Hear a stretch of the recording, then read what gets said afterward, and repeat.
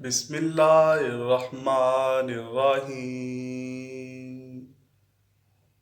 حضرت موسیٰ علیہ السلام بنی اسرائیل پر مبعوث کیے گئے نبی تھے۔ ان کا اصل ملک فلسطین تھا۔ حضرت یوسف علیہ السلام کے مصر جانے کے بعد حضرت یعقوب علیہ السلام کی اولاد نے مصر میں زندگی بسر کی، لہٰذا حضرت موسیٰ علیہ السلام بھی انہی مہاجرین میں سے ایک خاندان میں پیدا ہوئے۔ اسرائیل کے ایک گھر میں 1520 عیسوی میں پیدا ہوئے۔ آپ علیہ السلام کے والد کا نام عمران، ماں کا نام یوکبد اور بڑے بھائی کا ہارون اور بہن کا نام مریم تھا۔ جب بنی اسرائیل حضرت یوسف علیہ السلام کی وجہ سے مصر میں جا کر رہنے لگے، اللہ تعالیٰ نے ان کو بے شمار رزق اور عزت سے مالا مال کر دیا تھا۔ وہ لوگ اللہ تعالیٰ کی بے شمار نعمتوں کا شکر ادا کرنے کی بجائے نافرمان ہوتے گئے۔ اللہ تعالیٰ نے ان پر ایک ظالم حکمران فرعون بھیج دیا جو بنی اسرائیل کی مخالفت کرتا تھا۔ ایک رات فرعون نے خواب میں دیکھا کہ بیت المقدس کی طرف سے آگ بھڑکی، جس آگ میں سب جل گئے سوائے اسرائیلی لوگوں کے۔ اس نے اپنے مذہبی رہنماؤں کو پاس بلایا اور خواب کی تعبیر دریافت کی۔ انہوں نے کہا کہ بنی اسرائیل میں ایک لڑکا پیدا ہوگا جو آپ کی حکومت کو جڑ سے ختم کر دے گا۔ یہ بات سن کر فرعون کو اپنی سلطنت کی فکر ہونے لگی۔ اس نے حکم جاری کر دیا کہ بنی اسرائیل میں جو بھی بچہ پیدا ہوگا اس کو قتل کر دیا جائے۔ اس طرح بنی اسرائیل کے بے شمار بچے پیدا ہوتے ہی ان کو قتل کر دیا جاتا تھا۔ فرعونیوں کو یہ ڈر ہونے لگا کہ اگر سارے ہی اسرائیلی بچے مار دیے جاتے رہے تو پھر اسرائیلی غلام ختم ہو جائیں گے۔ اس کے بعد فرعون نے اپنے علماء کے کہنے پر ایک یہ حکم جاری کیا کہ 1 سال بچوں کو قتل کر دیا جائے اور 1 سال بچوں کو زندہ چھوڑ دیا جائے۔ چنانچہ طاق عدد کے سالوں میں پیدا ہونے والے بچوں کو زندہ چھوڑ دیا جاتا اور فرعون کے حکم کی تعمیل شروع ہو گئی۔ جس سال بچوں کو زندہ چھوڑا جاتا تھا اس سال حضرت ہارون علیہ السلام پیدا ہوئے، اور جس سال بچوں کو مارنے کا حکم جاری کیا گیا تھا اس سال حضرت موسیٰ علیہ السلام پیدا ہوئے۔ حضرت موسیٰ علیہ السلام نے فرعون کے خلاف جدوجہد کی جس کی مثال آج تک نہیں ملی۔ آپ علیہ السلام فرماتے ہیں کہ ظالم کے خلاف جب تک جہاد کرو گے اللہ تعالیٰ اس وقت تک ہماری مدد کرتا رہے گا۔ یہاں فرعون کا واقعہ بیان کرنا مقصود نہیں ہے۔ یہ تو سبھی جانتے ہیں کہ کس طرح حضرت موسیٰ علیہ السلام نے کلمہ حق بلند کیا اور فرعونیوں کو نیست و نابود کیا۔ ناظرین گرامی، یہودی حضرت موسیٰ علیہ السلام کو اپنا پیغمبر مانتے تھے اور جگہ جگہ کھدائی کر کے وہ حضرت موسیٰ علیہ السلام کی قبر تلاش کر رہے ہیں، کیونکہ حضرت موسیٰ علیہ السلام کی قبر پوشیدہ ہے۔ حضرت موسیٰ علیہ السلام کہاں دفن کیے گئے اس بارے میں مختلف روایات ملتی ہیں۔ ایک روایت کے مطابق حضرت موسیٰ علیہ السلام کی قبر مصر میں اور شام کے ایک میدان طے میں ہے جس کو وادی طے اور وادی سینا بھی کہتے ہیں۔ ایک اور روایات میں ہے کہ حضرت موسیٰ علیہ السلام میدان طے سے گزر رہے تھے کہ حضرت موسیٰ علیہ السلام نے اللہ تعالیٰ سے دعا کی اور اپنی قوم کو بھی یہی ترغیب دی کہ مجھے بیت المقدس میں دفن کرنا۔ قصص الانبیاء میں حضرت موسیٰ علیہ السلام کی موت کا ذکر اس طرح پایا جاتا ہے کہ آپ علیہ السلام فرشتوں کی ایک جماعت کے پاس سے گزر رہے تھے۔ وہ ایک قبر کھود رہے تھے جس میں سے خوشبو کی لہر باہر آ رہی تھی۔ حضرت موسیٰ علیہ السلام نے ایسی قبر کبھی بھی نہیں دیکھی تھی۔ حضرت موسیٰ علیہ السلام فرشتوں کے پاس آئے، ان سے پوچھا، یہ تم کس کے لیے قبر کھود رہے ہو؟ انہوں نے جواب دیا کہ ہم یہ قبر اللہ تعالیٰ کے ایک نیک پیغمبر کے لیے کھود رہے ہیں۔ اگر آپ جانتے ہیں کہ آپ اللہ کے پیغمبر ہیں تو آپ اس قبر میں داخل ہو جائیں، اس میں لیٹ کر اپنے رب کی طرف لوٹ جائیں۔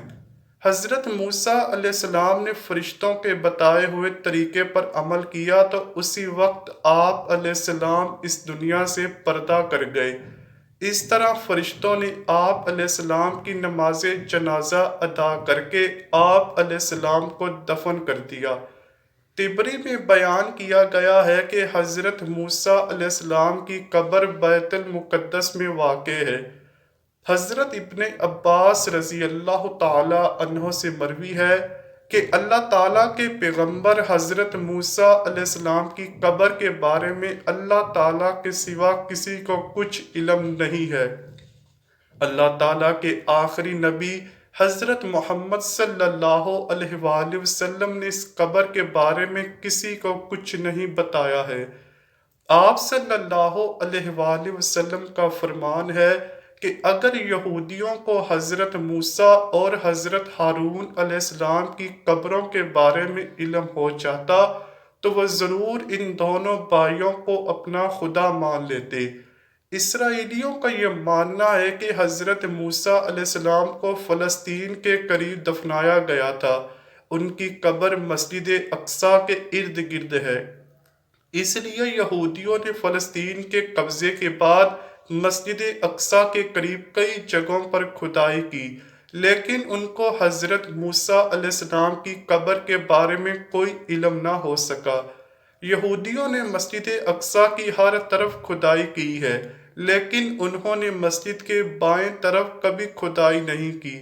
ماہرین کا کہنا ہے کہ اگر انہوں نے مسجد اقصیٰ کے بائیں جانب کھدائی کرنے کی کوشش کی تو پوری مسجد ہی ان پر آ گرے گی۔ اس کے بارے میں کسی کو علم نہیں ہو سکا کہ حضرت موسیٰ علیہ السلام کی قبر کہاں ہے۔ اس کے بارے میں اللہ تعالیٰ کے سوا کسی کے علم میں نہیں ہے۔ حضرت موسیٰ علیہ السلام کی وفات کا واقعہ اس طرح مذکور ہے۔ حضرت ابو ہریرہ رضی اللہ تعالی عنہ فرماتے ہیں کہ جب حضرت موسیٰ علیہ السلام کی وفات کا وقت قریب آیا تو موت کا فرشتہ آپ کی خدمت میں حاضر ہوا اور کہا، اپنے پروردگار کی جانب سے پیغام اجل کو قبول فرمائیے۔ حضرت موسیٰ علیہ السلام نے اس کے تمانچہ رسید کر دیا جس سے ان کی آنکھ پھوٹ گئی۔ تب اس نے دربار الہی میں جا کر شکایت کی، تیرا بندہ موت نہیں چاہتا، اور یہ کہ اس نے میرے تمانچہ رسید کر دیا۔ اللہ تعالیٰ کی جانب سے اس کی آنکھ پھر درست ہو گئی اور اس کو حکم ملا کہ حضرت موسیٰ علیہ السلام کے پاس دوبارہ جاؤ اور کہو کہ اللہ تعالیٰ کا یہ ارشاد ہے کہ کسی بیل کی کمر پر تم اپنا ہاتھ رکھ دو، جس قدر بال تمہاری مٹھی میں آ جائیں گے ہم ہر ایک بال کے عوض تمہاری عمر میں 1 سال کا اضافہ کر دیں گے۔ فرشتے نے دوبارہ حاضر ہو کر حضرت موسیٰ علیہ السلام کو خدا پاک کا پیغام سنایا تو حضرت موسیٰ علیہ السلام نے دریافت کیا کہ بارگاہ الہی میں اس کے بعد کیا انجام ہوگا۔ حضرت حق سے جواب ملا کہ آخر کار پھر موت ہے۔ تب حضرت موسیٰ علیہ السلام نے عرض کیا کہ اگر طویل سے طویل زندگی کا نتیجہ موت ہی ہے پھر وہ شے آج ہی کیوں نہ آ جائے، اور دعا کی یا رب العالمین اس آخری وقت میں ارض مقدس کے قریب کر دے۔ نبی کریم صلی اللہ علیہ وآلہ وسلم نے ارشاد فرمایا کہ اگر میں اس جگہ ہوتا تو تم کو بھی حضرت موسیٰ علیہ السلام کی قبر کا نشان دکھاتا کہ وہ سرخ ٹیلے کے قریب اس جگہ دفن ہے۔